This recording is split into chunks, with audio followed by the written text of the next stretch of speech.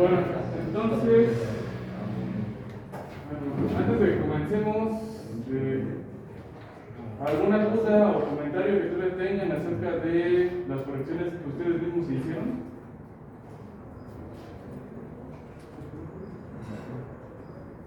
Bueno, había dicho que podíamos cambiar el cálculo de la velocidad, ¿no? Para meterlo dentro de la energía cinética. Sí. Pero no toma en cuenta, bueno, es que la otra no va a contar lo de la inercia y todo, entonces no va a quedar igual, ¿sí? Las dos toman la inercia y las dos deben quedar igual, curiosamente. Pero no toma la geometría del eslabón, ¿no? De base a todo. Es que ya en ese punto, no, sí está en cuenta. Ok, las voy a ir revisando, entonces, debido a que está la duda que tú me comentas, déjenles planteo ya el ejercicio. Y ya lo podemos ir resolviendo juntos para que,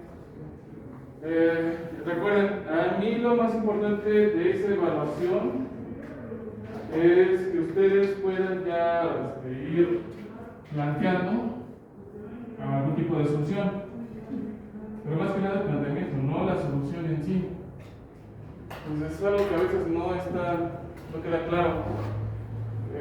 ¿Qué es lo que más me inquiría? No sé qué piensan ustedes. Un buen planteamiento y ¿Y qué? ¿Cómo que qué vale más en ingeniería? Sí, si ustedes entran a trabajar en una empresa, ¿por qué les van a pagar? Para resolver es un problema. ¿Y cómo sabes qué problema quedó después?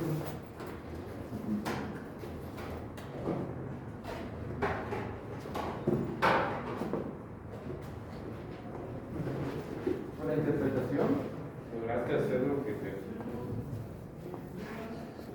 ¿La interpretación de qué? De los resultados. De las cosas que. De los datos. Pues no.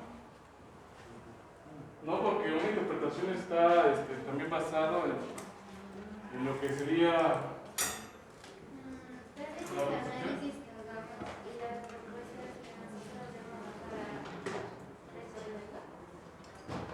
No siempre.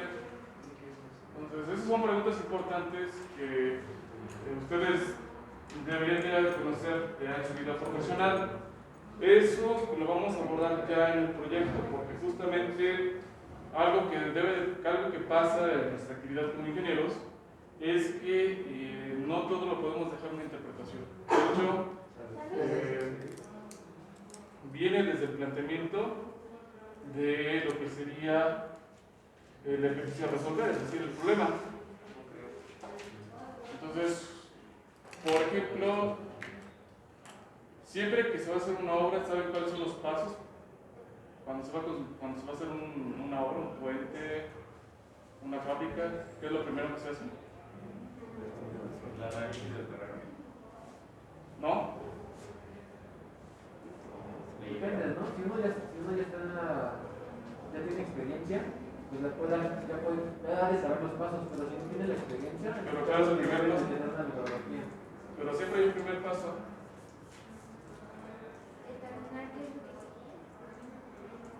Ya se forma parte de Es la hipótesis. Depende del problema. Planteamiento. del proyecto ejecutivo.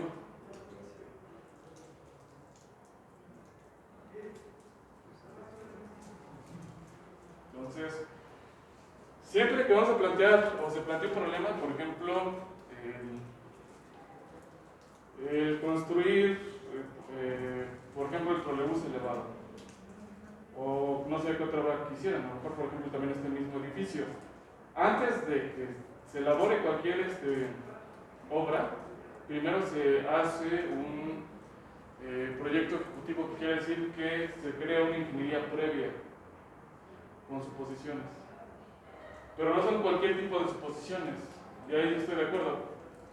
Posiblemente, si es necesario, alguien viene a saber qué tipo de terreno es, pero en realidad a veces no lo vas a mandar. Eso ya está registrado, porque el gobierno tiene un registro de qué tipo de piso hay en cada delegación. Entonces tú ya no lo buscas. Porque imagínate que mandas a alguien a investigar aquí. ¿Cuánto te podría costar si es que esto es un terreno baldío? Entonces, esa información ya existe. Lo otro, ya teniendo una idea, el planteamiento del problema, ya es una parte porque un detalle es que parte de la metodología del diseño de productos, entonces, sí, de productos, de elementos, entonces, a veces la identificación, lo más complicado de hacer es la identificación de la necesidad, entonces no siempre va a quedar muy claro. Entonces, por fortuna, yo no me meto tanto en esos nombres, pero sí es importante que lo vean. Lo que nosotros vamos a manejar va a ser un proyecto ejecutivo interno, es decir, ustedes van a ser, yo voy a ser su cliente de ustedes, y a su vez voy a ser su jefe. Entonces hay empresas que a su vez tienen empresas adentro de sí mismas que resuelven los problemas, que es la manera más sencilla. Pero ya si hablamos de empresas más complejas, ya requiere de una especialización más grande. Ahora, en esta parte del curso vamos a tener, lo voy a dividir, avanzar en los casos particulares de la robótica, es decir, vamos a abordar lo que sería la robótica paralela y posteriormente la robótica móvil, pero de desarrollo de la práctica 2 y 3, nosotros ya lo que hicimos la clase pasada, el viernes pasado, justamente fue comenzar a plantear lo que sería cómo podemos evaluar el desempeño de un robot. Es decir, si lo ponemos al robot a que mueva a lo mejor kilos de tortillas de un lugar a otro, necesitan unas determinadas características. Si ese mismo robot lo ponemos, por ejemplo, en una línea para que pinte, posiblemente a lo mejor ya no funcione tan bien. Entonces, ¿cómo determinamos eso? Y eso sería la pregunta esencial que nosotros estamos respondernos. Entonces, realmente una clase de la semana la vamos a dedicar a trabajar justamente ese proceso, la parte de análisis.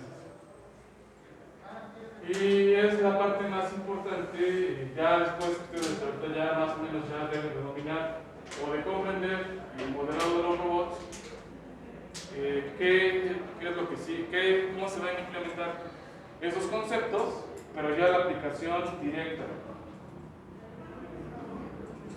Entonces, en esta parte vamos a ver una definición de robot paralelo, el modelo de la postura, el modelo cinemático y el modelo dinámico. Entonces, una ventaja de plantear casos de estudio como está estructurada, por lo menos mi clase, es que de aquí, a partir de aquí nosotros vamos a utilizar ya conocimiento previo y también vamos a manejar o vamos a trabajar con un modelo de robot paralelo, en particular va a ser un delta plano. Ese me va a ayudar a poderles plantear el modelo cinemático de su postura, el modelo cinemático de sus velocidades, su modelo cinemático de sus velocidades y su modelo dinámico. Entonces, la mayoría de los casos nosotros vamos a encontrar que los robots que nosotros vamos a encontrar en empresas o en industrias o en robótica de servicio va a ser una configuración antropomórfica, como las que hemos trabajado, que es un robot serial. Y aquí lo que tenemos es que tiene una cierta analogía con lo que sería la anatomía de un brazo. Entonces, sus partes con las que cuenta un brazo de una persona son las mismas que las que va a contar este tipo de robot. Este tipo de robot es el más común debido a dos factores.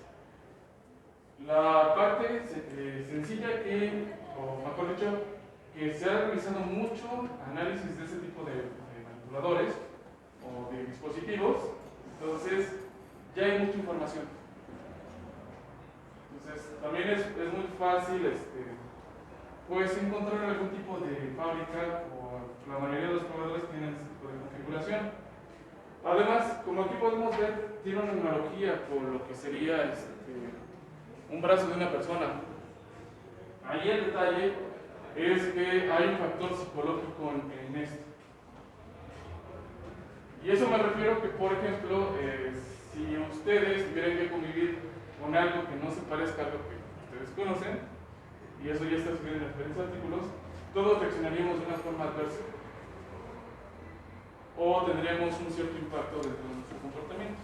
Entonces, una de las cuestiones, como estuvimos viendo en la parte de cobots, es que cuando menos la manipulación, el manejo de un brazo serial es, una persona lo puede hacer porque prácticamente pues, tiene uno pegado, puede transmitir esa experiencia. Y psicológicamente pues no va a ser algo tan extraño.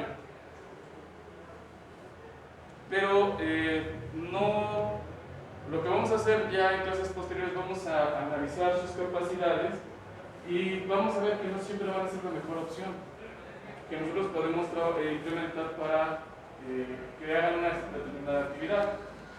¿Cuáles serían las principales limitaciones que vamos a tener? Bueno, si se dan cuenta, en ambos casos, lo que tenemos aquí es que tenemos aquí, este es un manipulador, tenemos una pinza que toma un objeto, y si se dan cuenta, entre más nos acercamos a la parte que está sujeta a lo que sería el piso, el tamaño de los actuadores va aumentando, igual incluso el tamaño de lo que serían los eslabones.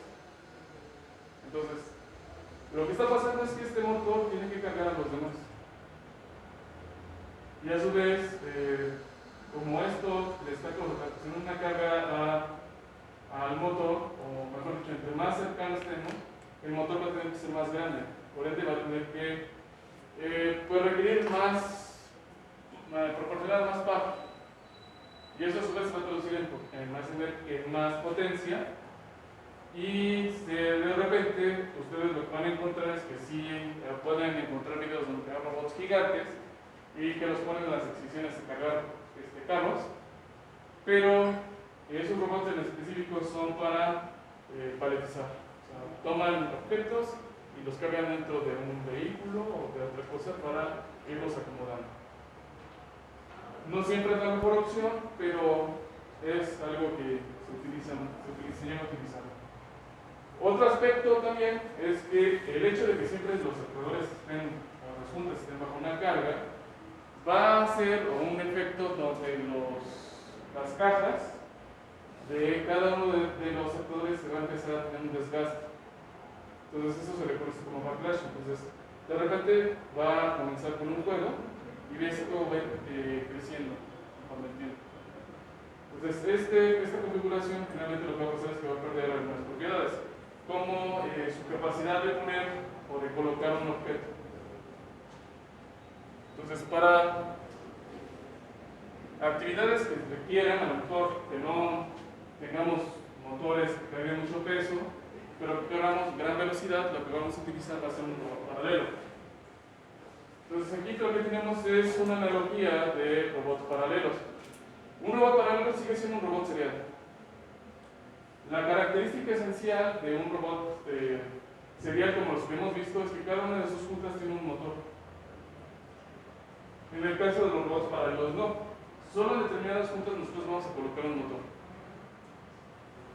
Y si se dan cuenta, pueden ver que se parecen, ¿no? Aquí tenemos cadenas cinemáticas, pero todas están relacionadas mediante algún tipo de elemento.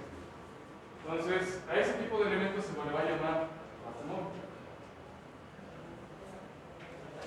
Aquí, la conexión que tenemos con lo que el mecanismo se denomina como tierra,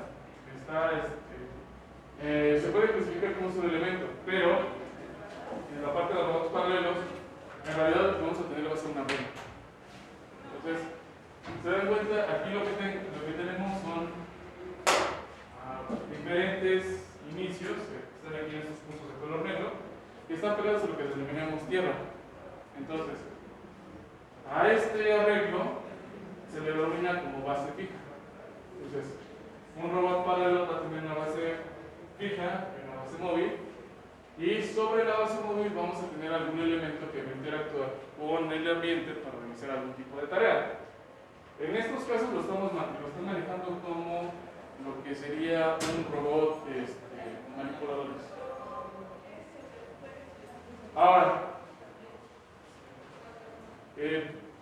vamos a ver, afortunadamente tenemos otra cadena cinemática abierta. Entonces, yo aquí tengo mi cadena cinemática abierta y si se dan cuenta, yo lo que puedo hacer es que puedo mover mi brazo sin ningún problema. Y yo lo que hago, como si hiciera este ejemplo, es que tomo otra cadena cinemática abierta y la junto. En este caso, yo estoy formando una base móvil con mis manos. Ahora, ¿qué pasa si yo intento mover mi base móvil? ¿Qué está pasando con los movimientos o con el rango de alcance que yo tendría?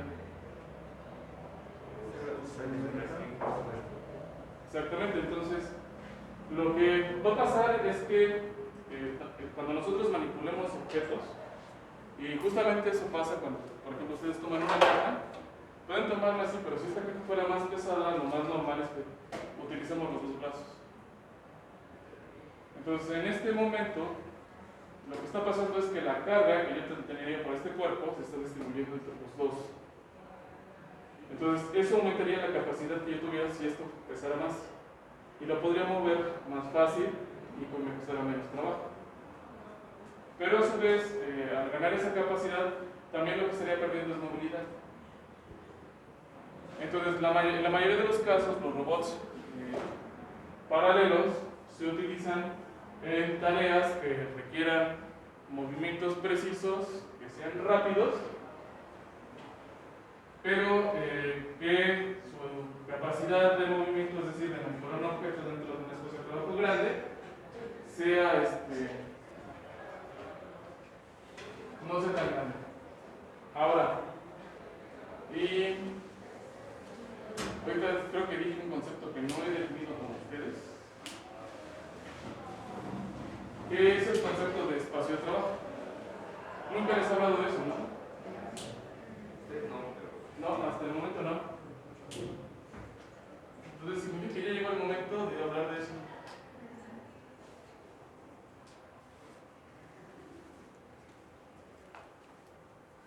¿Por qué? Porque ya vamos a empezar a analizar diferentes cosas. Entonces,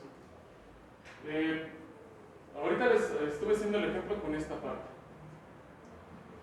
Entonces, todos los puntos a los que yo podría llegar con mi mano se definen como el espacio de trabajo. Y va a ser un volumen.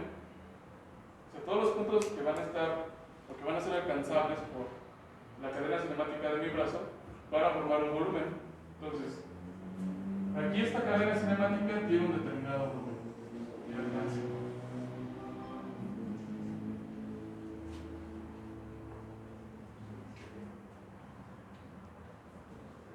Entonces, esta tiene, vamos a suponer que tiene esta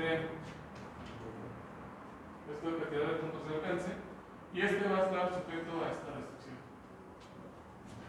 Entonces, en ambos casos lo que tenemos es el espacio de trabajo. Entonces, vamos a definir como espacio de trabajo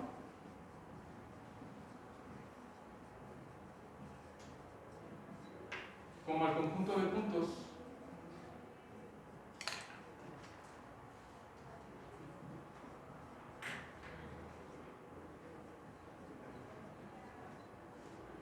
que son alcanzables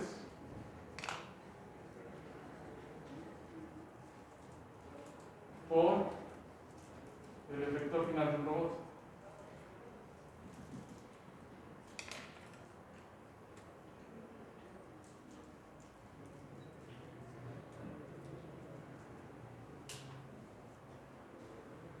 Entonces, ese es el espacio de trabajo.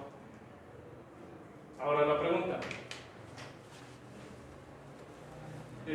Igual, la vez pasada yo les puse un artículo y si se acuerdan, lo que teníamos ahí es que estaban expresando la capacidad de un robot en 3 dimensiones. Entonces, estaban expresando con 3 variables, no, en un espacio tridimensional 4 variables, utilizando el color. Ahora, desde ahí, si se acuerdan, los colores variaban dentro de ese espacio. ¿Eso qué significa? ¿Qué podría significar? Que la capacidad dentro de ese espacio es diferente. Entonces, ¿cuál sería la diferencia esencial que podemos encontrar en todos los puntos en los que yo puedo manipular una herramienta? Por ejemplo, yo tengo el pulmón. Entonces, yo puedo ponerlo en este punto, en esta configuración, en esta, pero no puedo hacerlo así.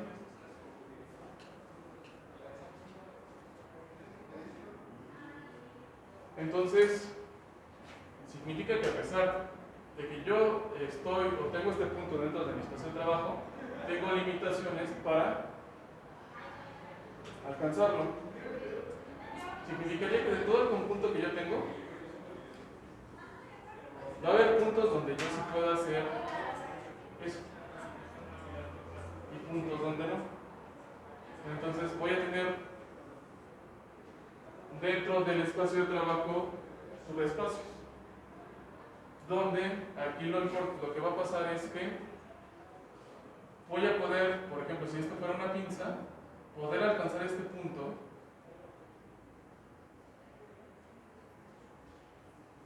con diferentes o sin ningún problema de orientación. Pero si yo lo hago en este punto, posiblemente únicamente pueda llegar a él con una sola orientación. Entonces,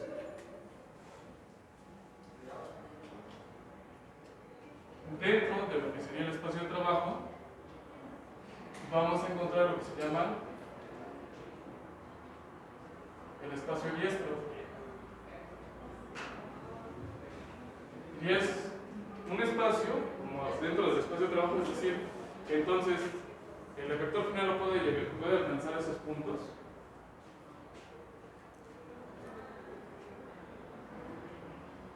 Con cualquier orientación.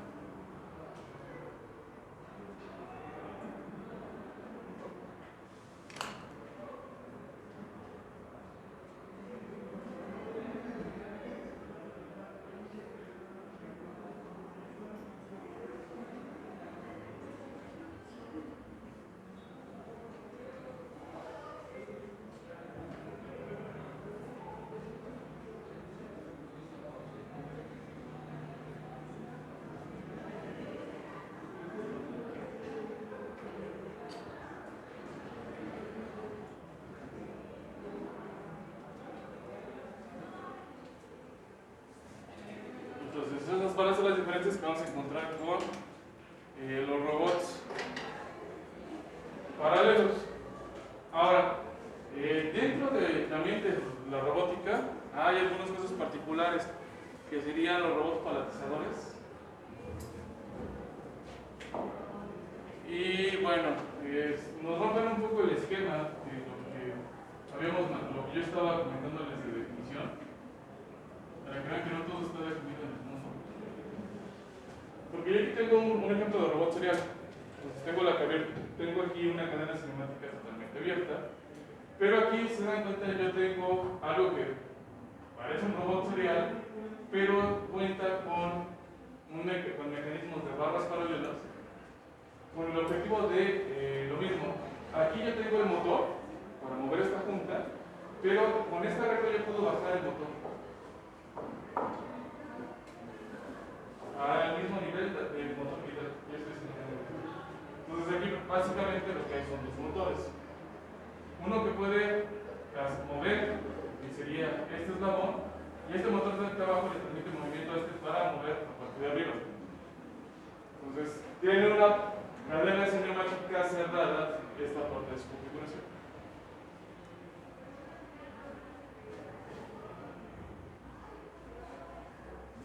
Y este tipo de arreglos se usan cuando el robot tiene que cargar algo pesado.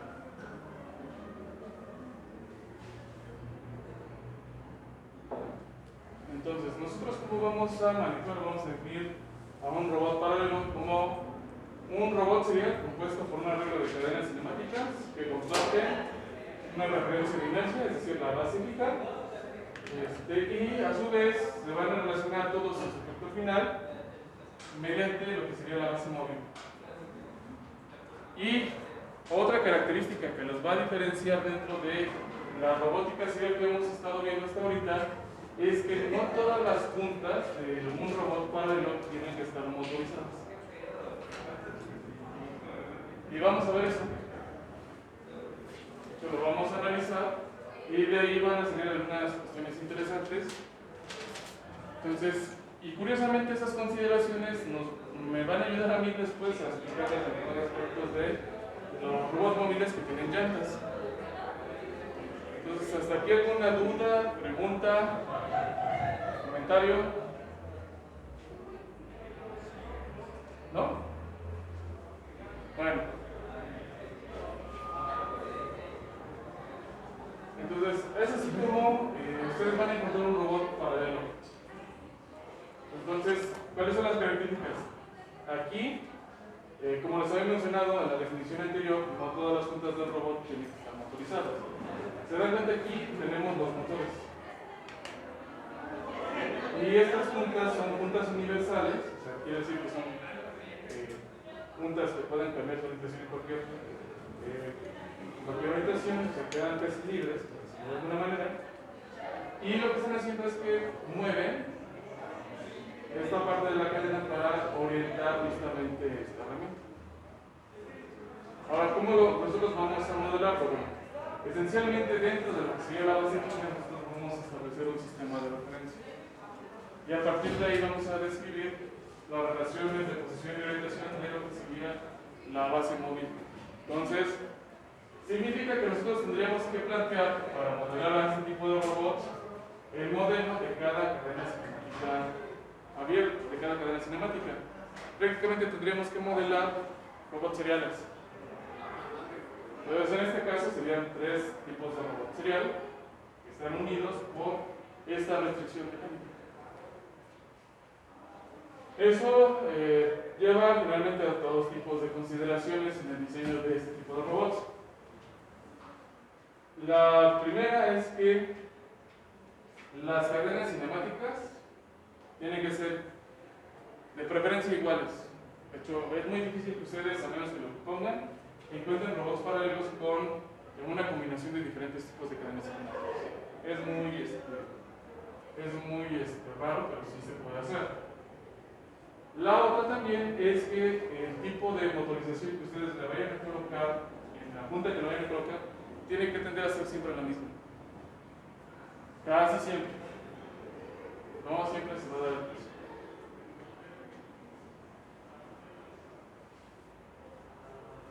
Y bueno, algo que a veces pasa en este tipo de robots es que por la naturaleza de la descripción de los cuerpos, es decir, por ejemplo, yo tengo este plumón y yo tengo, por ejemplo, esta cadena cinemática.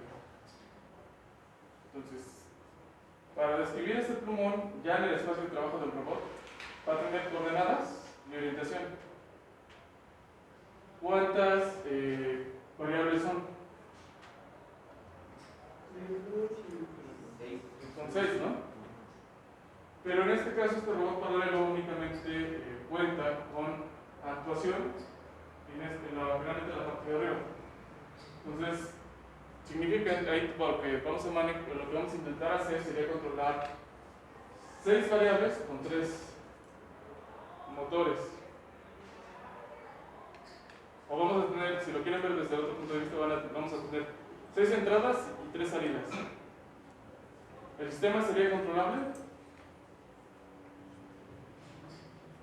O bueno, no sé si ya estén llevando control. Bueno, ¿cuál es la condición para que un sistema sea controlado? Las pasan igual que las ligas. Entonces, para que nosotros podamos controlar este robot, lo que tendríamos que hacer sería restringir el movimiento o la salida dentro del efector final. Entonces, por ejemplo, en este tipo de configuración que se le conoce como un delta en diamante, lo que se hace es que, por ejemplo, la plataforma siempre mantenga la orientación. Entonces, si ya la orientación queda fija, son elementos que van a permanecer fijos. Entonces, ya lo único que podríamos controlar sería la posición. O otro caso es que podemos mantener la posición fija y podemos modificar la orientación. Entonces, es la manera como se controlan algunos de los robots paralelos. Ahora, yo le estoy poniendo robots paralelos de este tipo, pero si ustedes han ido, por ejemplo, al Estadio Azteca o han visto los partidos de fútbol americano, han visto que hay una cámara, ¿no? Que se mueve, que tiene diferentes cables. También es un tipo de robot paralelo. Y ahí lo que se tiene son 4 variables. Entonces, ahí lo interesante está es que se controla en un estado, o se define un estado estable, y ya en lo que es el enfoque de la cámara y la orientación se maneja aparte. Entonces, en la mayoría de los casos, generalmente se modela esta parte, pero ya lo que sería la orientación se maneja por aparte. Se maneja, se diría como la solución que nosotros hemos utilizado en la robótica sería algo desacoplado. Es decir, tienen aquí su elemento, pero la herramienta que tienen aquí lo modelan como si fuera algo aparte.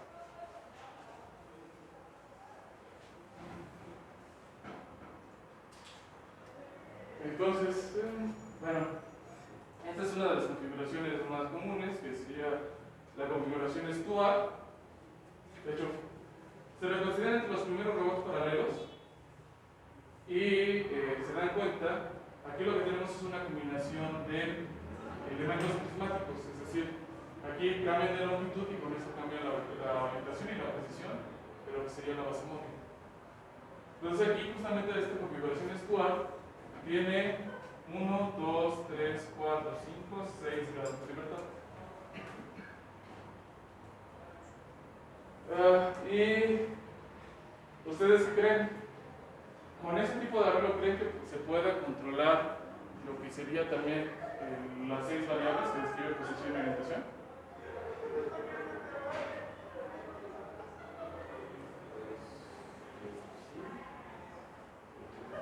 Bueno, en hipótesis sí, ¿no? Porque tenemos 6 variables de entrada y 6 variables de salida. Pero vamos a ver cómo podríamos determinar si eso es cierto. Y eso nos lo va a decir el modelo. Entonces, ya nada más, ese tipo de configuración Stuart, en realidad los robots paralelos, sí ya, digamos que ya no es algo así como que muy reciente, ya existían más o menos como desde el siglo XVIII, pero no se les había visto un uso, solamente el teatro. Su uso principal fue en la generación de simuladores de aviones, para entrenar a los aviones dentro de, no me acuerdo si fue la Segunda Guerra Mundial, lo más seguro es que sí, y ahora son muy utilizados en simulación de lo que serían aviones comerciales. O si ustedes tienen suficiente presupuesto, podrían comprarse una silla gamer, esas que son inmersivas, que se mueven y se ladean, y justamente va a tener este tipo de mecanismos, va a tener su propio robot paralelo. Ahora, nosotros vamos a trabajar con nuestro caso de estudio, que va a ser un robot deltaplano. ¿Por qué se llama un robot deltaplano? Bueno, porque si nosotros dibujamos la relación que hay entre su base, entre las puntas que conforman la base fija, vamos a ver que son un triángulo isósceles. Lo mismo va a pasar con su base móvil y, bueno, este triángulo pues se parece a la letra delta capital dentro del alfabeto griego. Entonces se denomina así. Y no sé, ustedes qué pueden ver que sea similar a lo que ustedes ya conocen de robótica que hemos trabajado. ¿A qué se parece?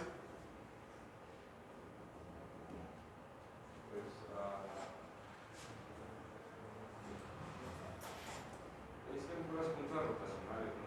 Sí.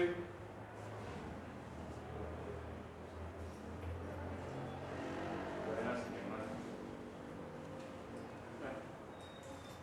Bueno, esta configuración es la que vamos a utilizar porque tenemos un robot de estos en la parte de abajo. Todavía el espacio de trabajo.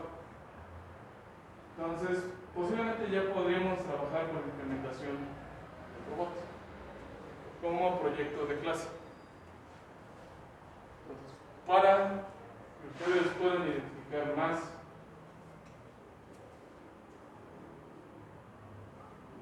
aquí yo tengo, o tomé una cadena cinemática de ese robot Delta. Y bueno, acá la cadena cinemática generalmente se ilumina como una pierna del robot. Entonces, esta pierna del robot, si se dan cuenta, es similar, o vamos a modelarla de manera similar con la de un robot serial. Entonces aquí, este es el robot serial que hemos trabajado. Y se dan cuenta, es muy parecido.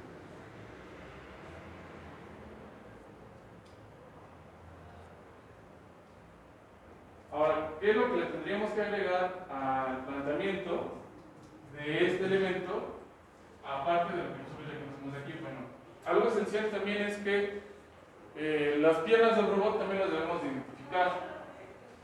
Entonces, lo que vamos a hacer es que le vamos a agregar a cada vector o a cada elemento que va a definir a esta cadena cinemática un subíndice. Y que nos va a decir en qué pierna estamos. ¿Por qué? Porque si ustedes tienen el modelo cinemático de esta cadena cinemática de manera pues expresada con sus literales y en variables, lo que van a encontrar es que lo pueden aplicar nada más modificando en algunos casos los parámetros, pero realmente las posiciones de algunos elementos.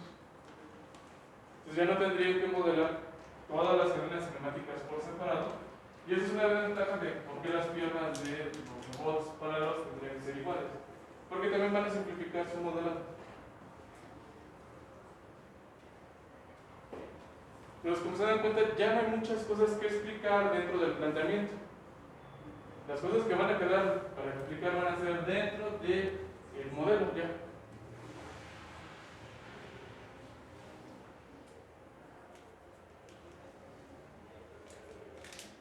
Entonces, vamos a empezar a establecer el modelo cinemático de la postura, tomando como ejemplo los parámetros de este banco de pruebas. Pues aquí ya lo tengo real, pero esto alguna vez fue un CAT, tal cual. Entonces por ahí está el CAT. Entonces aquí están identificados los elementos a partir de la esquina de lo que sería la base fija de color amarillo, no sé si se alcanza a ver, y en azul lo que sería la base móvil. Pues se dan cuenta, en realidad la base móvil puede tener cualquier forma. Lo que sí es forma de ver la relación que va a haber entre las rutas rotacionales con las que están unidos los eslabones de la pierna. Aquí lo que pueden ver es que los servos están unidos a lo que sería la base fija. No se van a mover. Significa que entonces las juntas que tenemos más adelante no tienen ninguna motorización. Entonces el truco sería saber la posición y orientación de la base móvil, metiéndole como datos lo que serían los datos del motor. Entonces aquí es donde viene lo interesante. Nosotros en nuestro modelado, ¿cuántas variables tenemos aquí? Tenemos 3, ¿no? Entonces, lo mismo pasa acá, aquí tenemos también 3.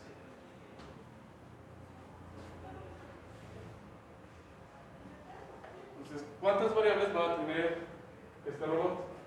Bueno, cada pierna va a tener 3 variables. Y tengo 3 piernas, ¿cuántas variables tengo? 9. Entonces, ahí ya se vuelve como que medio raro, ¿no?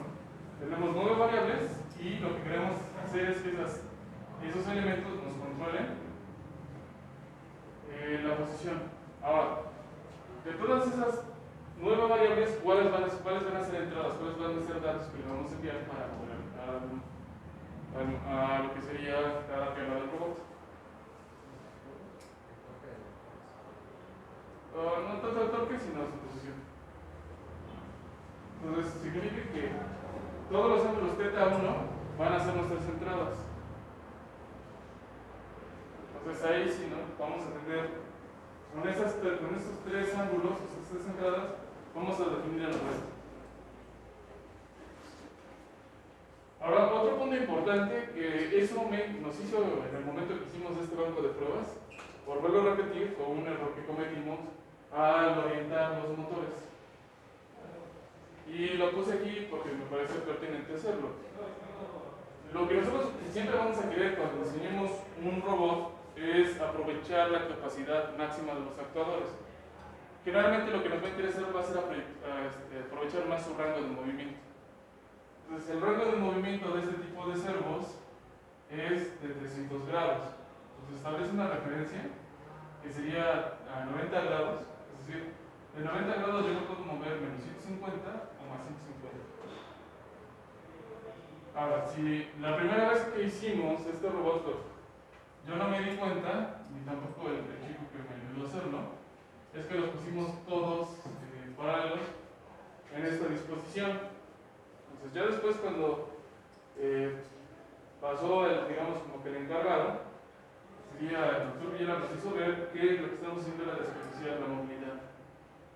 Entonces se dan cuenta aquí la referencia de los motores justamente está apuntando a las mediatrices del triángulo, de la masa del traje, porque aquí se gana la mayor movilidad. ¿Y hay forma de analizar justo qué posiciones deben de tener los actuadores para garantizar una mayor movilidad? Ustedes los pusieron así, ¿no? Por lo que entiendo. Sí.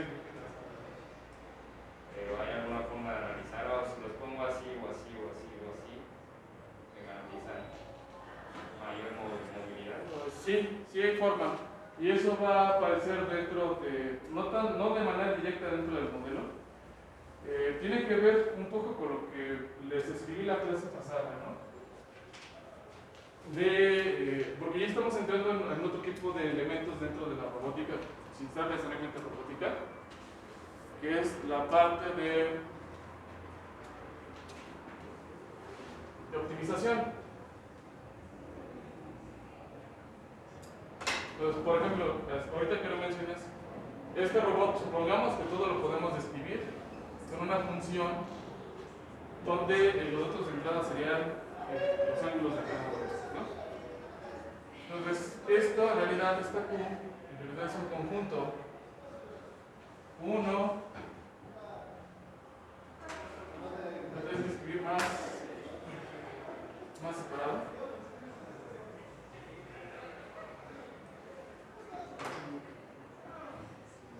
Q1, Q2 y Q3. Pero, dependiendo de yo cómo ponga esto, significa que voy a tener una Q1 mínima, y una Q1 máxima.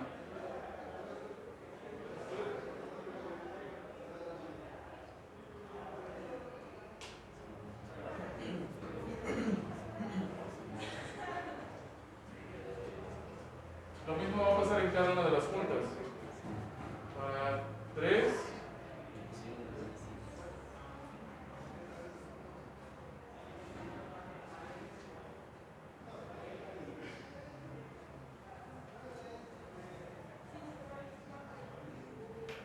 Ahora, esto todavía seguimos estando dentro de este rango. Pero ¿qué va a pasar? Esta función nosotros le hemos llamado postura. Entonces, por ejemplo, esta postura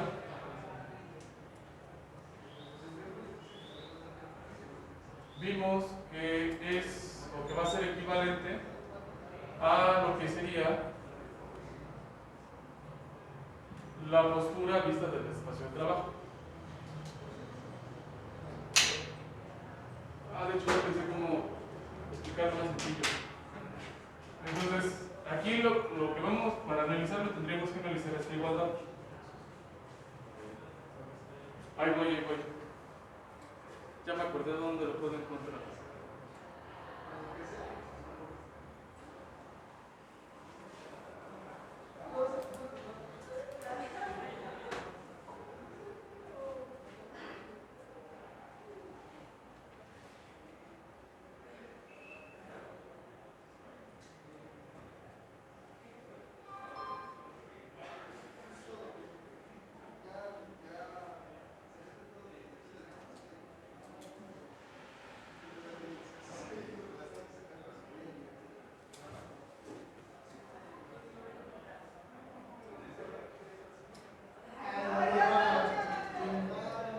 Es que ya viene dentro de un artículo.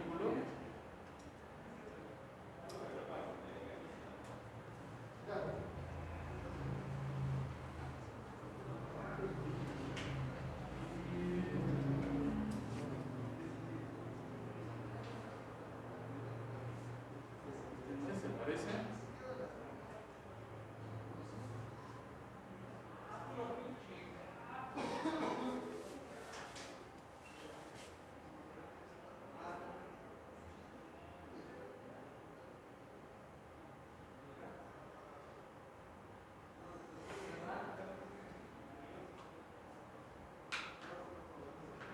Y es que como no tienen apellidos, bueno, para los europeos algunos aquí son comunes, pero para este lado del mundo en España no nos encanta.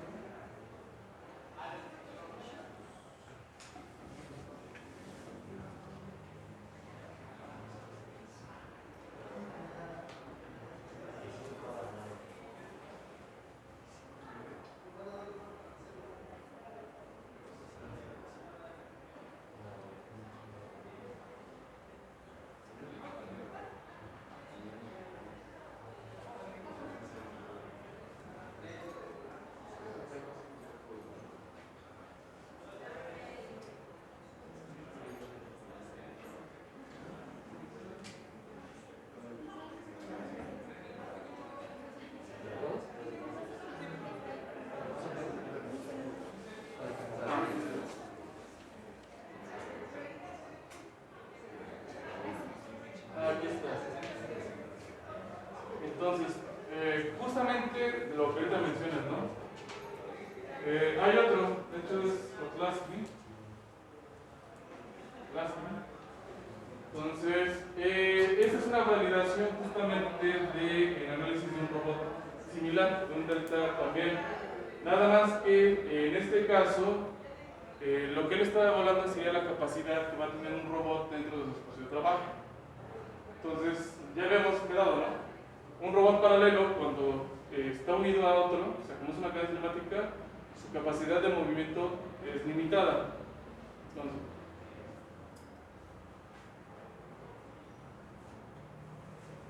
pues para aumentar, o mejor dicho, que esto no estuviera tan limitado, en un artículo previo lo que él hace es que analiza el espacio de trabajo de un robot delta, pero se da cuenta que si le agrega o que se puede mover la ubicación de alguna de las juntas rotacionales, estaría modificando el espacio de trabajo. Entonces, por ende, estaría modificando la relación de estos ángulos y la relación que puede haber entre estas dos ecuaciones. Entonces, aquí lo que está haciendo es que arma su robot paralelo, su robot delta, y lo que le pone es una junta prismática.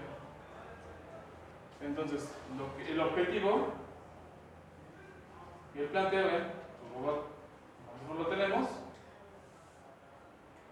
y evalúa cómo es su espacio de trabajo. Entonces, del robot que nosotros estamos analizando, como tal, su espacio de trabajo tendría esta forma. Ahora, lo que ven de color rojo son singularidades que se van a presentar. Entonces, dentro de los robots paralelos, lo que generalmente sus singularidades son más interesantes que las de los robots seriales, porque pueden significar diferentes cosas. O sea, en un robot paralelo tú puedes mover, puedes orientar y mover. Pero va a haber posiciones presentes estas singularidades donde ya únicamente o te vas a poder mover sin orientar, o nada más te vas a poder orientar sin poder mover. Entonces, una manera de evaluar este tipo de relaciones cuando, o sabiendo cómo ubicas a los motores, es, pues, ¿qué pasa si yo no muevo de lugar? Entonces, esta es una forma, ¿no? Aquí está la mitad y aquí se da cuenta lo mueve, en este caso hasta el extremo de la derecha. En su caso sería la izquierda. Y vean cómo el espacio de trabajo se transforma y también se modifican las singularidades de esta frontera. Entonces, una manera de analizar también esas capacidades que puede tener un robot paralelo es mediante el análisis también de su espacio de trabajo. Aquí lo que está utilizando es el índice de manipulabilidad, el determinante de la matriz jacobiana, el robot para él. Y como les había comentado también la vez pasada, es bastante común utilizar la matriz centuriona porque es un índice que nos va a ayudar a evaluar cualquier tipo de robot. Nada más está calculado su gobierno, calculan su determinante, lo normalizan y pueden sacar ese tipo de descripciones. Entonces, esa evaluación viene justamente aquí. Aquí lo importante es que plantea un controlador o el controlador para que el robot pueda ir modificando la relación de la posición de la junta, dependiendo de si se encuentra cerca de una singularidad. Pero para que nosotros podamos llegar a este tipo de evaluación, primero tendríamos que plantear el modelo cinemático de su postura y después el modelo cinemático de sus velocidades. Entonces es así como plantean el análisis. Y por ejemplo aquí hay un indicador, lo ponen a ejecutar esta trayectoria, evalúan diferentes posiciones y se dan cuenta, aparecen estas gráficas. En este caso son gráficas de error de posición. Entonces ven que hay configuraciones donde el error de la posición va a tender a ser estable. Entonces se dan cuenta, el error en este caso no es muy grande. Lo mismo pasa acá. Entonces va a haber posturas donde el error va a ser cada vez más pequeño. Entonces una forma de evaluar es cómo me va a afectar el cambio de orientación.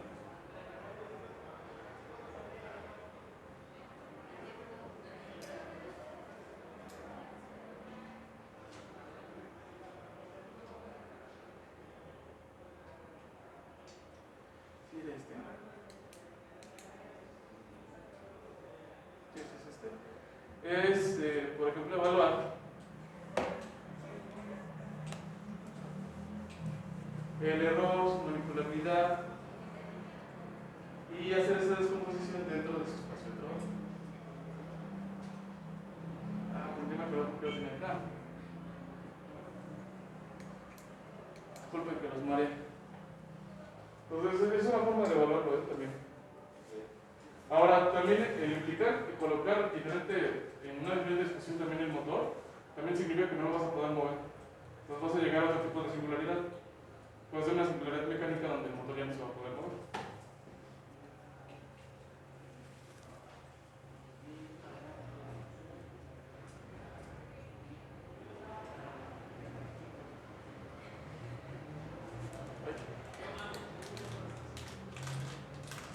Bueno, entonces, aquí tenemos nuestro manipulador y en este caso, se dan cuenta, yo tengo un sistema inercial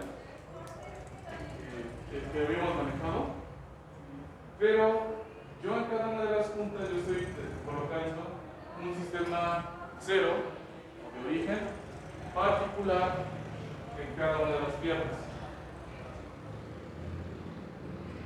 Entonces, para empezar a describir la configuración del robot, vamos a colocar esos sistemas. ¿Cuál fue la condición que se está proponiendo aquí? Bueno, se está proponiendo que el eje X de cada uno de los sistemas de referencia esté sobre la misma dirección de la mediatriz del triángulo, del delta. ¿Eso qué va a obligar? Bueno, nos va a obligar a que, por ejemplo, en el caso del sistema 2 y X apunta en esa dirección, lo que nosotros tenemos que ubicar sería Y con un giro positivo en Z, es decir, estaría apuntando en esta dirección. Si X3 apunta en esta dirección, aquí, por ejemplo, Y está mal. ¿Sí lo ven?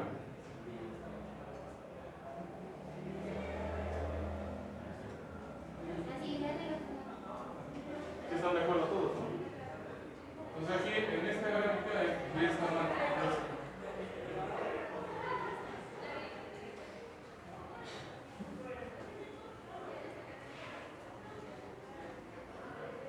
Es una imagen.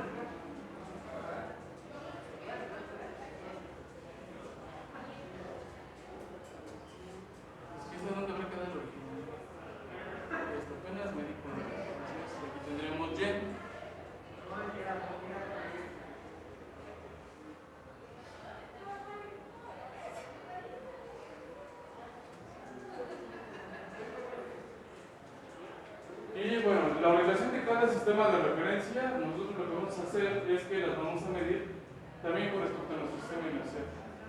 Entonces, eso a lo que nos va a llevar es que vamos a describir la orientación de cada pierna mediante un ángulo y ese tipo de relación. Y lo que nos va a interesar va a ser describir, en este caso yo coloqué en medio del triángulo del delta móvil un punto y ahí ubiqué un sistema de referencia. Entonces, ese sistema de referencia ustedes lo podrían ubicar como les sea más conveniente. Entonces, igual, este sistema de referencia va a estar descrito por un vector de postura que va a tener una coordenada x con respecto a 0, una coordenada en y, que nos describe el sistema p con respecto a 0.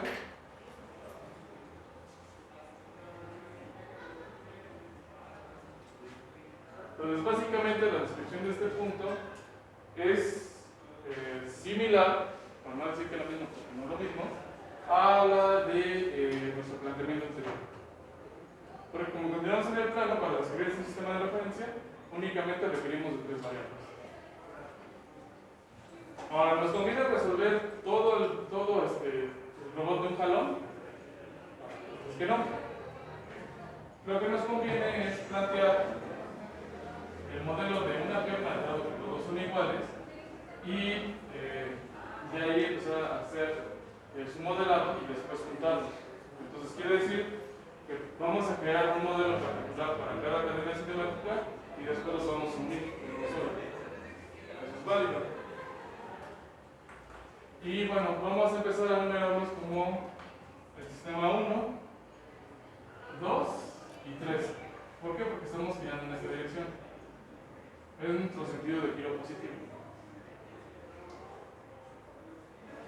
Y se dan cuenta que yo definí mi sistema 0 de la pierna 1, que es así como se le dio. Y aquí es 0 general. Este 0 de 1, de la pierna 1. Entonces, al plantear este sistema de referencia 0, yo tengo 0 de 1, tengo y de 1, y por ende también debo de tener una x de 2. Una dirección de x0 de la pierna 2, de y del sistema 0 de la pierna 2 y lo mismo con la pierna 3.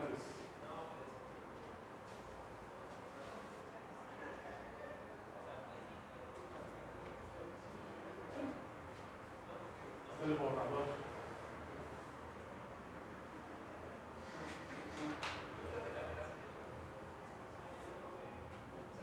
Y básicamente el modelo de la pierna va a quedar de esta manera. O el diagrama, mejor dicho, el planteamiento del modelo. Entonces, para generalizar, el planteamiento del modelo,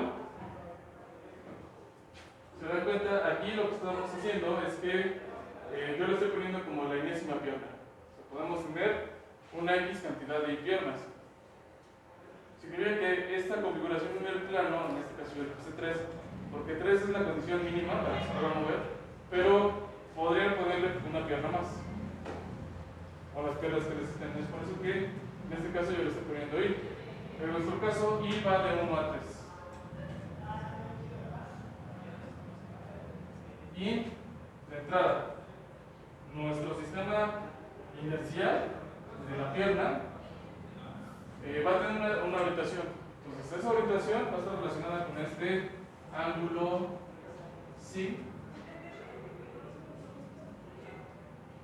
En este caso sería el ángulo psi de I. No le voy a poner otros índices porque cada psi o cada ángulo psi va a estar asociado con cada pierna. Si está para la pierna 1 y yo le pongo psi de 1, sabemos que es para la primera. Si le pongo psi de 2, sería para la segunda, y si de 3 sería para la tercera. ¿Qué otra cosa vamos a establecer? Bueno, vamos a seguir el mismo planteamiento que utilizamos para nuestra cadena cinemática en el plano.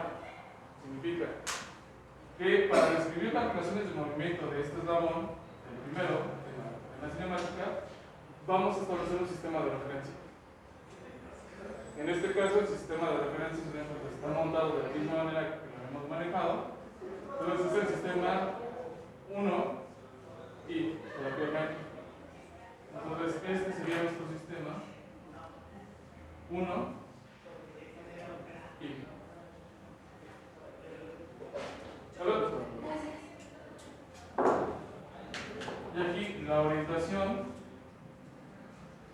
que nos va a ayudar a describir la rotación que tenemos aquí en la punta va a ser un ángulo que en este caso lo vamos a medir con respecto a x0 de.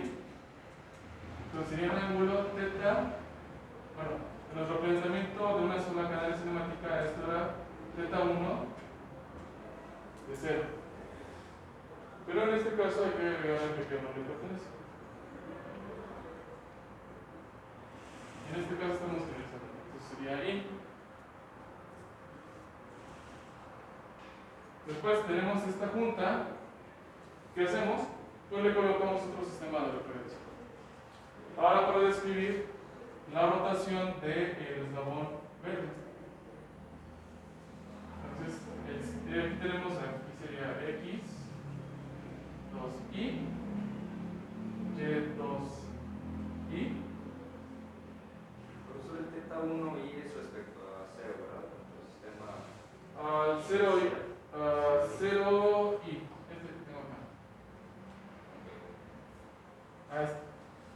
Sí, porque ahora tenemos dos, vamos a tener más de un 0. Vamos a tener. Para cada una de las piernas. Sí, aquí ya estoy poniendo uno global y uno a cada pierna. Ah, ya. Si viera esto bien, entonces me mataría, ¿no? Pero ya no vive, afortunadamente.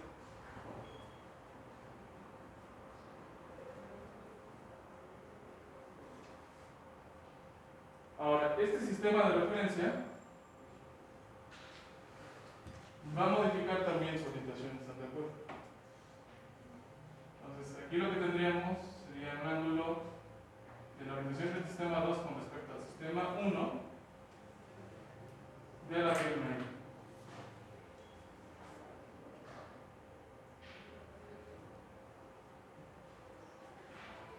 I. Y bueno, aquí viene un aspecto que puede, bueno, a mí luego me cuesta trabajo pensarlo, porque si se dan cuenta aquí el tercer eslabón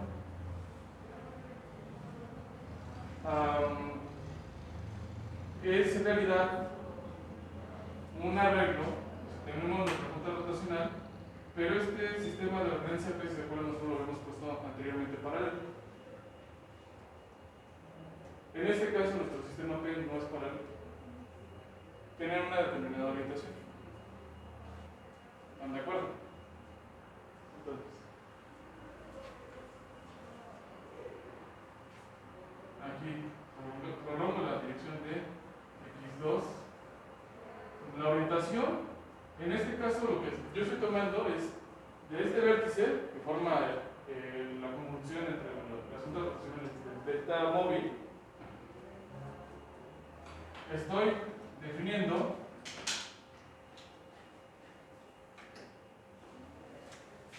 una mediatriz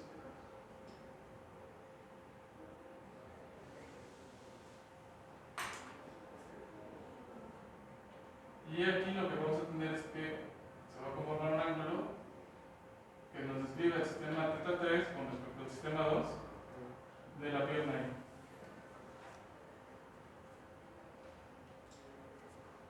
Ahora estamos montados sobre el sistema 3. Cuando avanzamos para llegar a este punto, al sistema P, ¿qué es lo que está pasando? Nos trasladamos a una determinada distancia, pero cuando ya llegamos allá, ¿qué hacemos? Y nos fijamos el sistema de referencia, ¿no? Entonces significa que aquí vamos a tener también un ángulo. Entonces, este ángulo, y eso es lo que a mí me había faltado en el resto del planteamiento, si tenemos la transformación, y aquí la pregunta importante sería, ¿desde dónde lo vamos a medir? Desde el sistema de referencia 3. Entonces, prolongo x3 y tendríamos este ángulo, ¿no?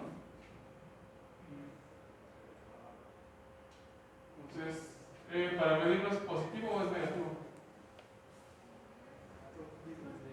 No, es negativo. X3 apunta hacia acá y ahora lo tenemos así. ¿Vale? Y bueno, ¿cómo le llamamos a ese ángulo?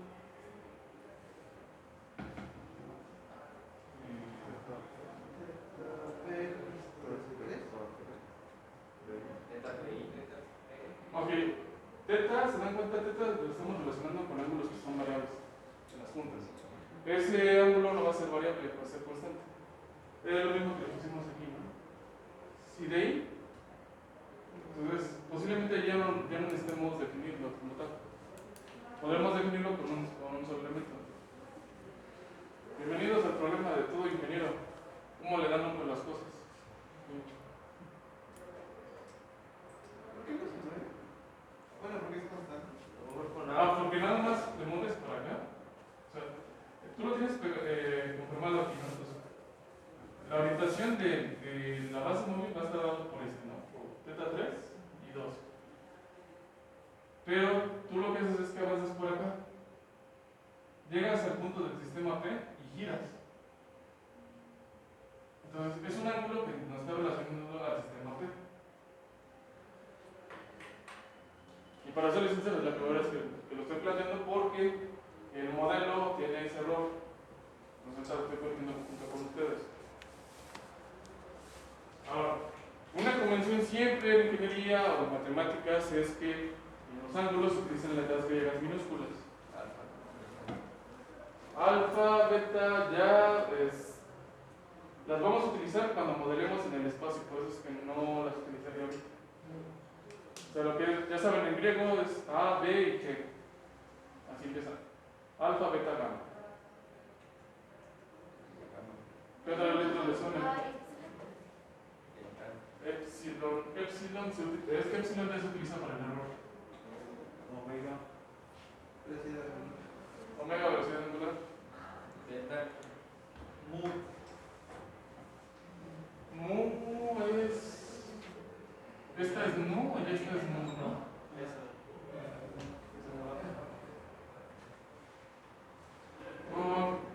Sí y no. Porque si tú escribes una cantidad muy pequeña, son micro. ¿Verdad? Que no está tan.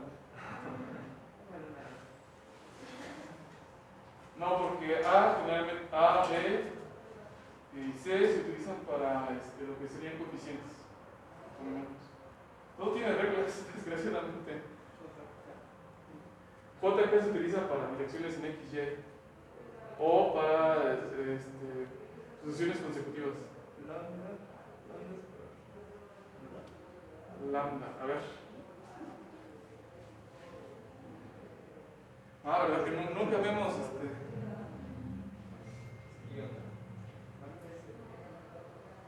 Nunca pensé llegar hasta lejos.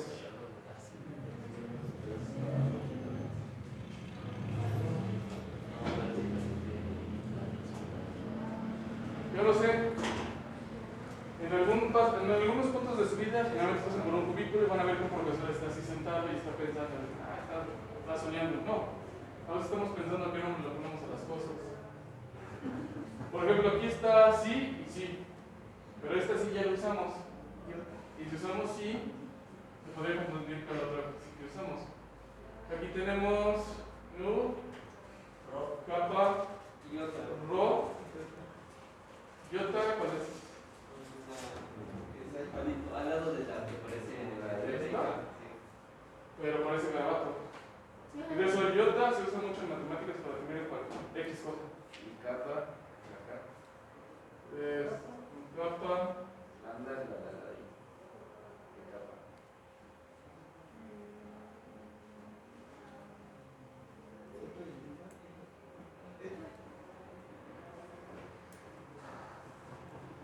Delta. ¿Por eso tiene que ser griego? De preferencia sí.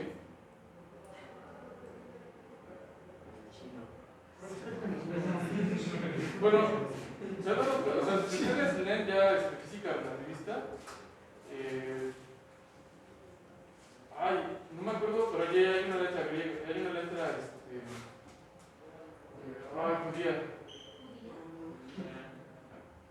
debe de estar en los símbolos especiales. Bueno, entiendo. No, porque el triángulo es delta. Cuadraditos. Hexágono. Una estrellita. Una estrella. Un eje caído. No, a ver. Agarra una estrella. Una estrellita. Tau es para cuadro. O podemos utilizar una así especial. Podemos utilizar esta así. Pues vamos a definirlo como sí.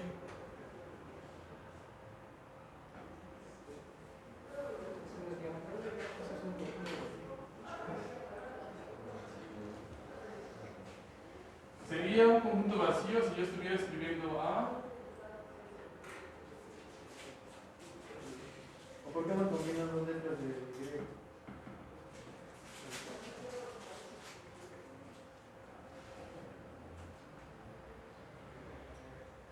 Bueno, es una buena pregunta.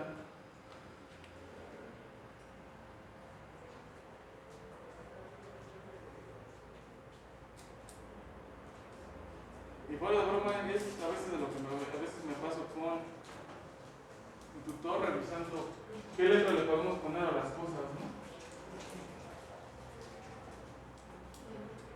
Entonces, podemos agregarle no tanto otras letras, sino a lo mejor unos índices. Los índices sí ya los habían definido. Entonces, sí.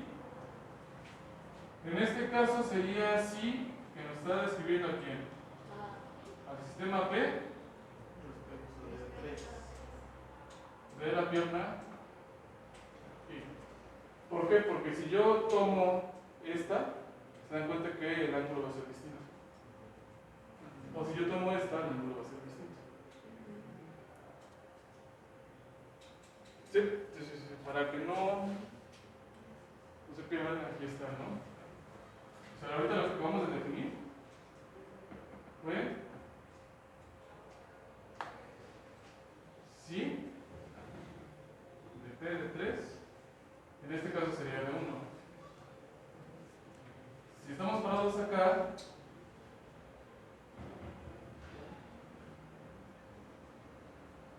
sería sí de P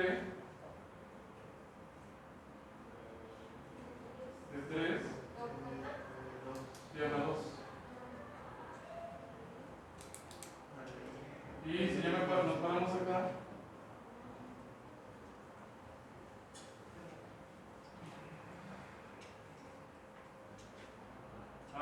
lo continuo más y tendríamos esto.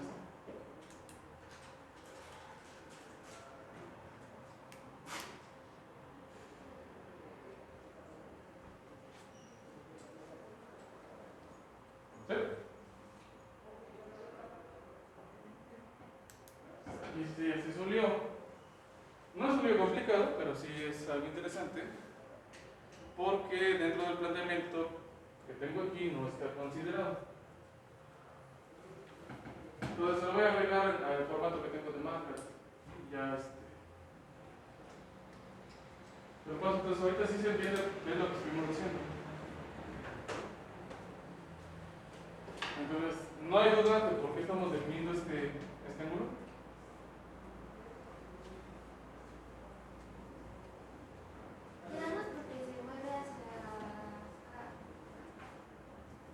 Sí, porque está orientado con esta referencia. Entonces, el sistema 3 sí gira, pero cuando gira también el sistema P va a girar, pero también va a tener su propia orientación, que se va a permanecer constante. Yo tengo una duda. ¿Por qué había dicho que el ángulo el teta de 0 de P, ¿por qué está ahí? O sea, ¿por qué lo está puesto ahí? Ajá. Sí, ese. O sea, ¿por qué está aquí, no? Ajá. Porque yo estoy tomando como referencia el universal general. Ok. Entonces, estamos describiendo las coordenadas de este.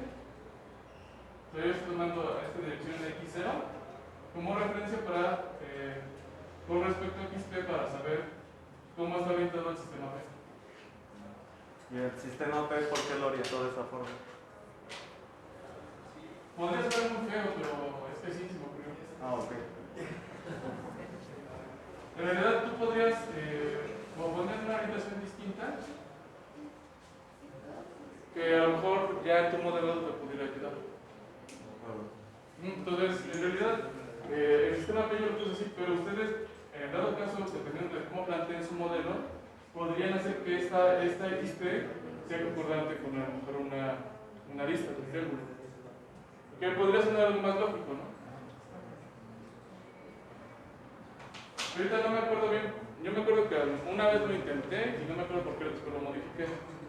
Pero sí tiene que ver.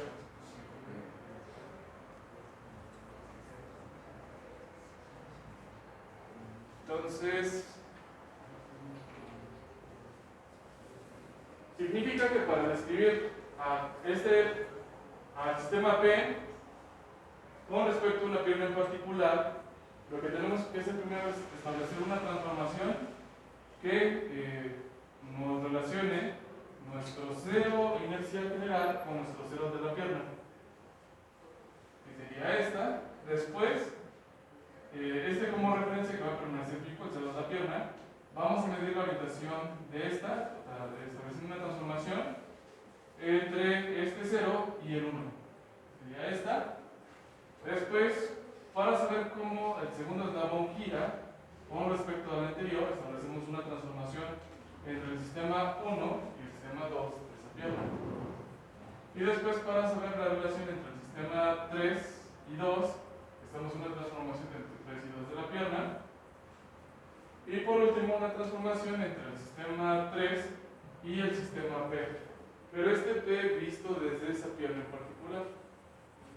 Acabamos de ver que sí es importante definir también la pierna en particular porque tenemos que, dependiendo de la pierna, va a cambiar la orientación.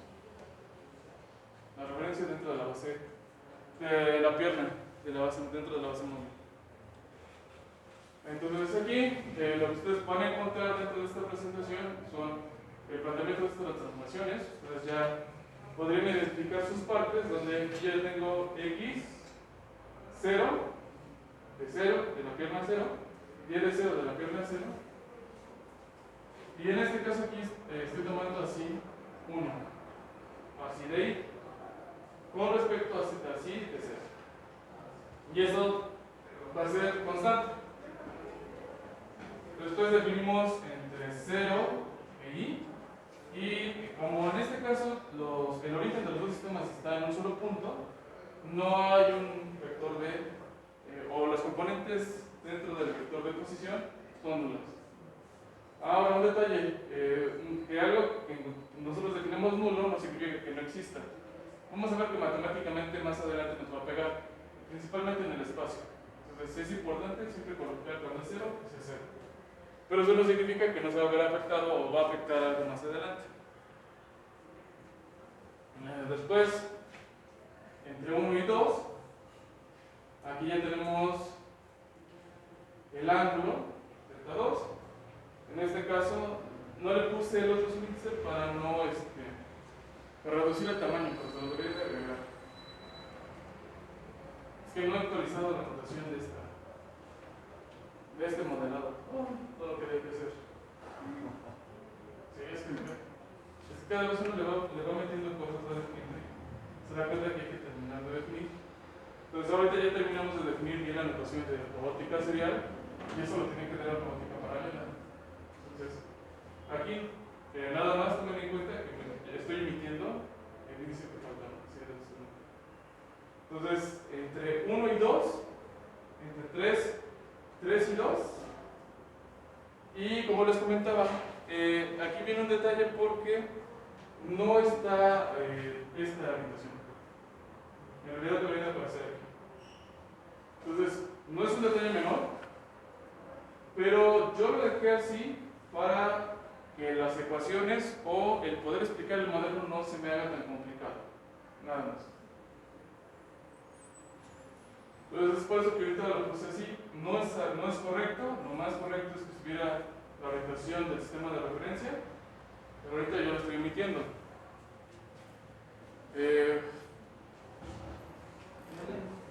Afortunadamente eso no me va a afectar.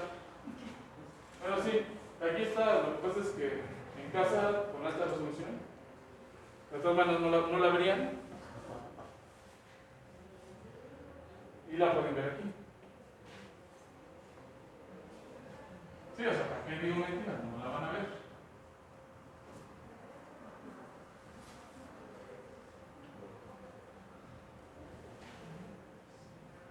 Entonces, aquí tenemos la matriz de rotación para esa pierna, que sería estos elementos, y el vector de posición.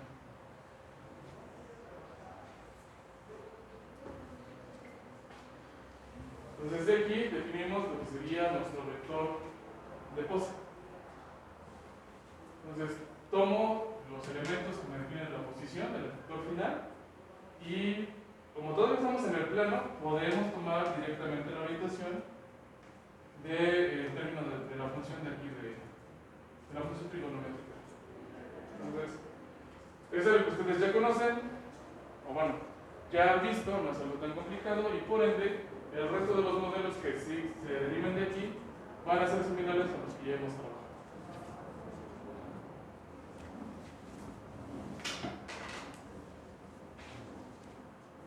Entonces, ¿dudas? ¿Preguntas? Y para resolver la función del robot, tendría que igualar como la de todas las piernas. Sí, justamente para eso va la siguiente lámina. Tienes tu relación de postura. En este caso no hay problema porque tenemos tres entradas. ¿Cuáles serían nuestras entradas? Las funciones de los ceros.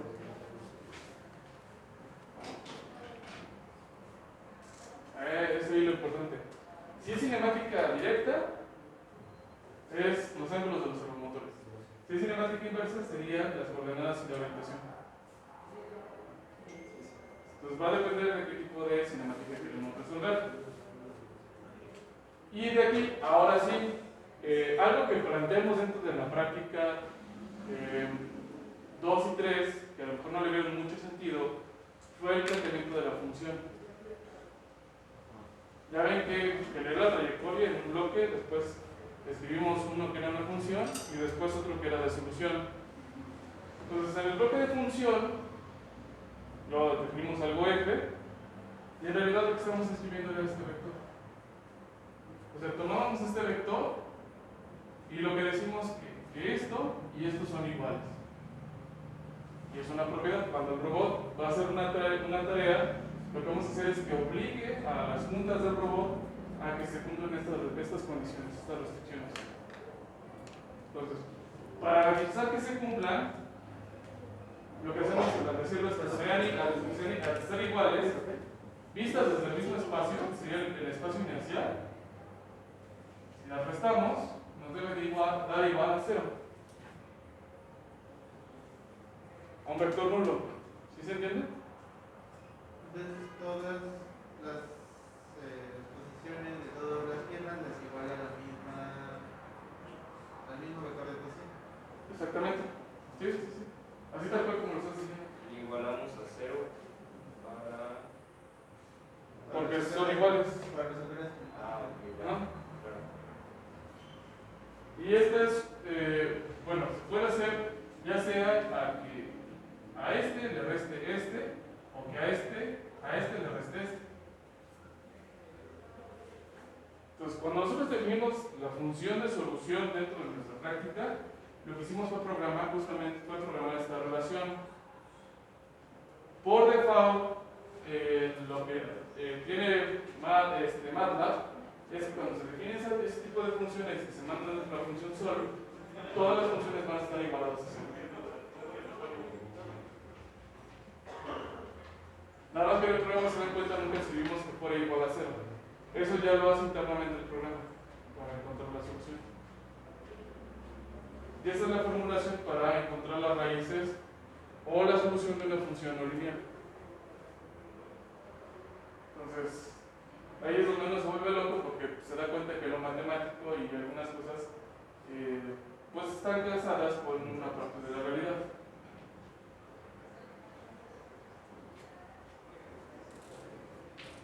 Entonces, pues creo que ya se entiende mejor lo que nos querías comentar, ¿no?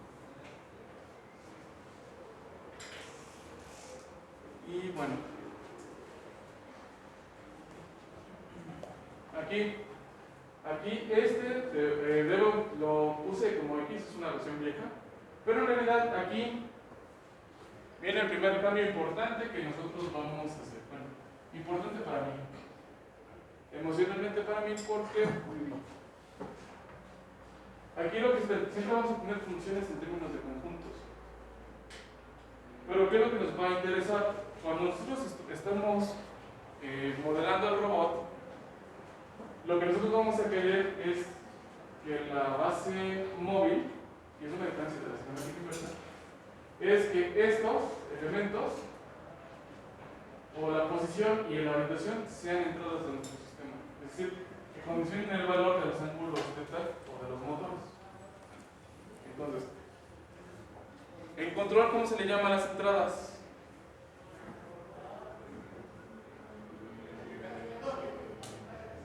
¿Dentro de qué vector están?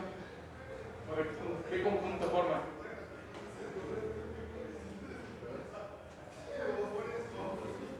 Sí, posiblemente no lo entiendan porque les estoy preguntando mucho en matemáticas, ¿no? Bueno, las entradas en un sistema siempre se definen como U. Entonces, significa que U va a ser un conjunto de cierta cantidad de variables. Entonces, el primer cambio es cambiar esta X por una U. Y en específico, al poner esta U, lo que vamos a decir es que nuestra U1 va a ser XP con respecto a 0, nuestra U2 va a ser YP con respecto a 0, y nuestra U3 va a ser θP con respecto a 0. Y al ponerlo así y ya colocarlo de esa manera, inmediatamente, de hecho, podemos hacer varias cosas. Esta función de restricciones, que es nula, va a estar en términos de las entradas, e incluso esto lo podemos cambiar de nombre, pero ahorita no lo voy a cambiar, me los voy a confundir.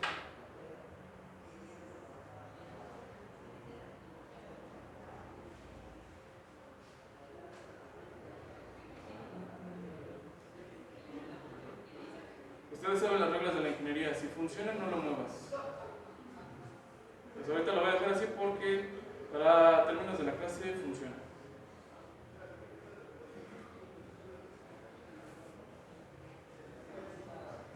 Y yo les modifico la siguiente lámina.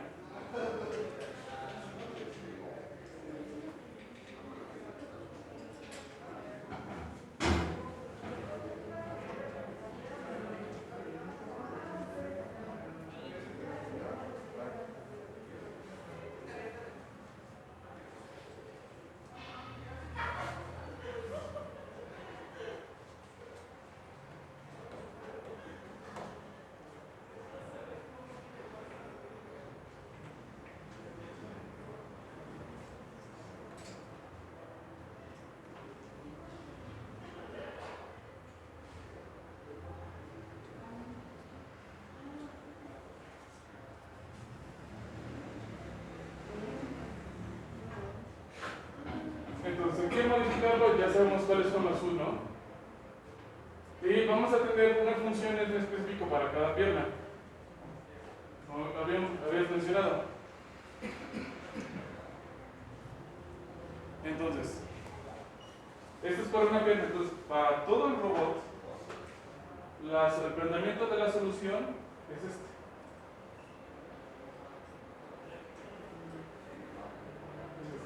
Tenemos cada F de cada pierna. Entonces, como tenemos 3, tenemos F1, F2 y F3. Entonces, se dan cuenta, es un vector de 3 por 3.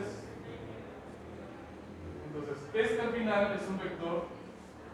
Si este es 3, 3, 3, es un vector que se vuelve de 9 por 1. Si lo vemos acá, va a mantener esa relación. Pero aquí, yo tengo la entrada para la primera pierna. Tengo 1, U2 y U3. ¿Cómo son?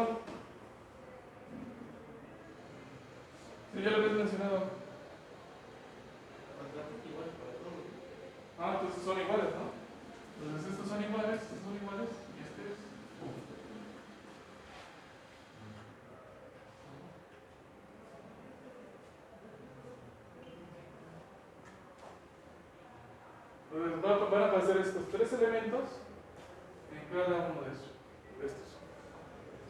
Profe, ¿por qué se cambia el trabajo es respecto a cero desde P1? Y arriba, ¿por qué está en A ver, ¿dónde? Aquí, ¿por qué es con respecto a P1? Este es sí. Sí, de cero respecto a P. Del sistema P con respecto a la pierna 1. Arriba en la ecuación está al revés, bueno, está cero está arriba y P. Porque es una versión vieja del programa del doctor. Entonces sí va como arriba. Sí, va como. Sí está al revés. Gracias. Por eso uno tiene que dar clase para que ustedes nos corrijan. Nos den nuestros manazos.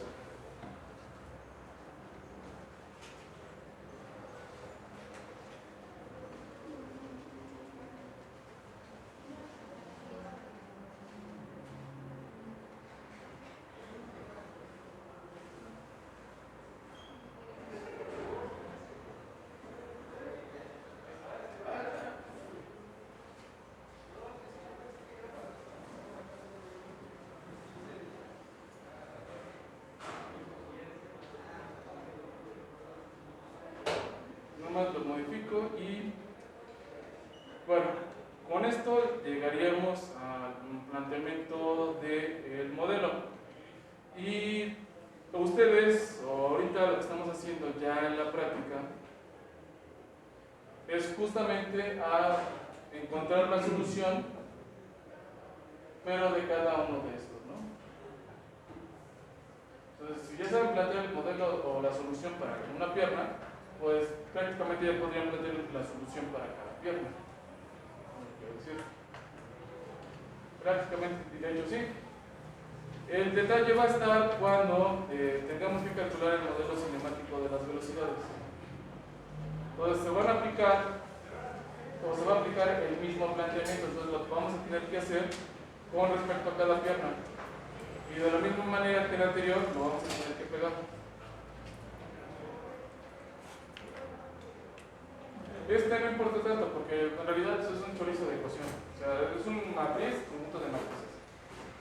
Donde va a estar la parte importante va a ser cuando nosotros empecemos a analizar las velocidades. Y que a partir de la derivada de este vector, vamos a plantear lo que sería el espacio nulo del robot paralelo. Y de ahí vamos a revisar las características del sistema. Entonces, ya nos quedan 5 minutos, eso no lo vamos a poder hacer en 5 minutos, lo hacemos el miércoles.